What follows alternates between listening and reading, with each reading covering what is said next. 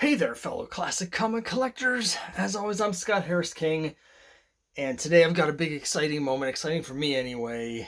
I have here in my hand the proof copies of my comic, The Crimebusters, latest issue, number 3.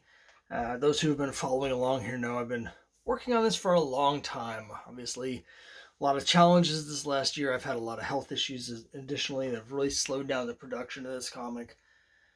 Started working on it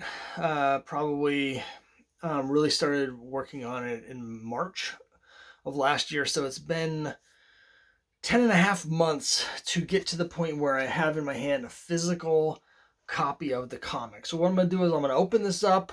Obviously I haven't opened it yet, so it's going to be a real unboxing. I'm going to open this up, I'm going to look at it. I'm just going to talk a little bit about what the point of the proof process is and how I do it. Some people do it differently than I do. I've got certain reasons why I want to have the physical proofs. So here we are, in hand, ripping it open. This is very exciting. I'm really excited to get this. And inside we have another envelope. And inside that we have 2 proof copies. Now normally I only get 1. This time I got 2.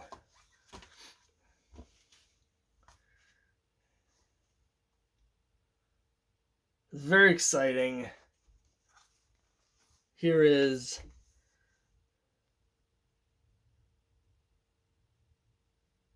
very excited.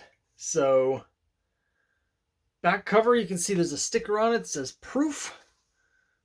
And we've got guest stars galore.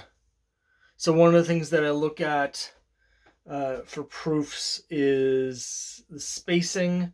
I can see something here that I might want to tweak. So you can see the margin here on this side is a lot wider than the margin on this side. So I might want to move both of these words over just slightly. Spacing on the front looks perfect. Which, I'm using a template that I use on the first 2 issues, so I expected that to be correct. Now I also have here a proof copy of the Boy Comics variant. I got a proof copy of this, art by Mark Svensson. Thank you, Mark. Normally I just get the regular copy. I don't get a proof of the variants, but in this case I was having some issue with resolution, so I wanted to print it out to make sure it looked okay. And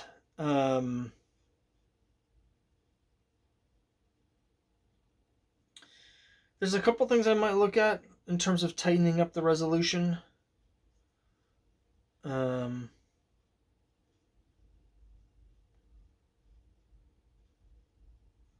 Yeah, there's a couple things I might look at in terms of tightening up the resolution. But most of the things that I had a little bit of a concern about actually look totally fine resolution-wise. So I'm pretty pleased with it. Again, here, the Mark Svensson Boy Comics 122 variant. As people know, Crimebuster, one of the 2 main characters in the series Crimebuster, originally debuted in Boy Comics number 3 in 1942. So I do a variant of each issue where I have the old logo and the old numbering to carry on that tradition. But for people that aren't Golden Age collectors, I have the regular version. So let me just talk about what the point of the proofs are. So basically the proof is so that I can, go through the comic and make sure that everything looks okay. Now, obviously before I sent it in, I did a close look. I tweaked everything as best I could. I did a copy edit. My wife is a really good editor, and so she went through and we corrected a lot of little things, little typos and stuff like that. So most of that's been done, but there's a couple things in particular that I find hard to see during that process. Now, it costs me extra to get physical proofs. Depending on what printer you go with, they can cost a lot more. There are some printers where it costs $250 for proof, and that's because those are places that use an old school printing press, and that's great if you're doing a huge print run. Like if you're doing more than like 2,000 copies, you'll want to have that old school offset printing because it drastically reduces the printing costs compared to on-demand printing. However, I'm doing a much smaller print run, and since I'm doing on demand, it's much cheaper. It's $10 with the company that I go through for each physical proof. If you don't want to do the physical proofs, they'll do digital proofs, and so you can look at that and you get some of the things I'm looking for on there. Because one of the things that I really pay attention to, like I talked about on the back cover, is the spacing, but also the trimming. So, for instance, I have sections where I have what they call a full bleed, where the images aren't inside a panel, but instead they spread out.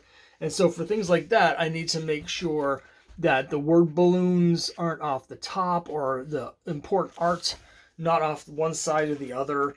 And the digital proof gives you an idea of that. I personally work better with the physical proof in terms of seeing that. But the other thing, the big thing that a physical proof does for me, as opposed to a digital proof, is that when you print stuff out, things tend to print about 5 to 10% darker printed than they look on your screen, because on your screen, it's backlit. You've got the lights coming through the screen. It's the LED display of your high-tech screen.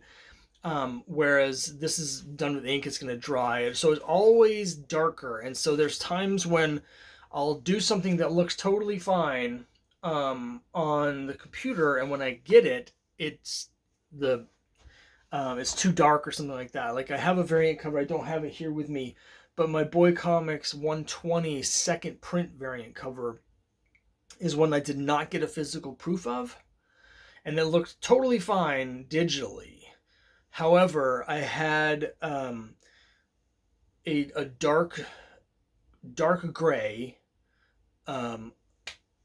with a black background behind it, and the dark gray ended up printing much darker than I expected it to, and so the contrast between the black and the gray was almost impossible to see, and it led to a certain blending of the art that I was not looking for. So that's something where I was disappointed in myself for not getting the physical proof of that, because it would have allowed me to see those color differences that you can't see on the digital version.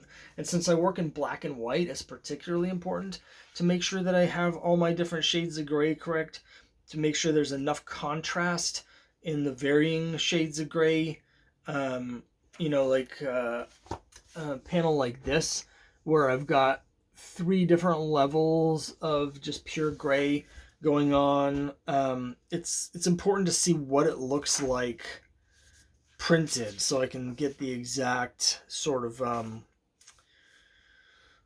contrast ratios and stuff. So that's why I have the physical proof as opposed to the digital proof. So I'm really excited to get these. It's just so satisfying after all these months and months of working on it, to have it in hand, to have the physical comic in hand. My process from here is I'll go through this, probably not today, but in the next couple days, tomorrow, the day after, I'll be going through this very carefully. I'll make any notes to myself about what needs to be tweaked. What I do is I'll change the art.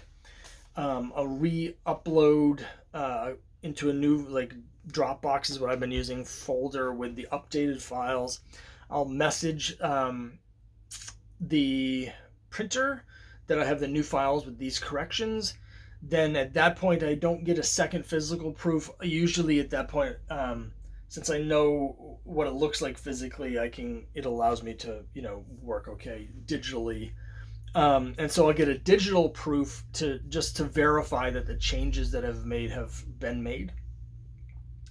And then once I've signed off on the second wave of digital proofs, then at that point, they'll print it up and send me the printed version. So by the end of the week, I'll have the corrections in, and at that point, it'll be between 2 and 4 weeks before I receive the finished comic. So I think within a month or so, by the first week or so of March, I should have the physical comics in hand, maybe earlier.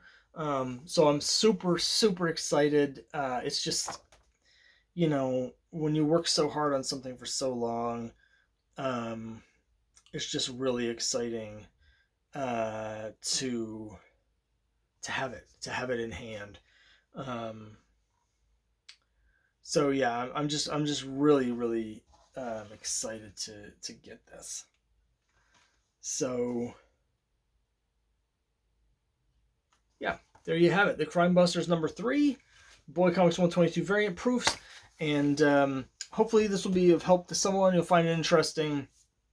I can't wait to dig into it. Obviously, I've read the story so many times that your eyes sort of glaze over, so it's a little bit hard to do a real proofreading of the proof. But I'll give it another day or two, and hopefully I can look at this with fresh eyes, and we'll get this comic out to all the backers. So thanks to everyone for all the support. Thanks for watching. I really appreciate it. See you next time.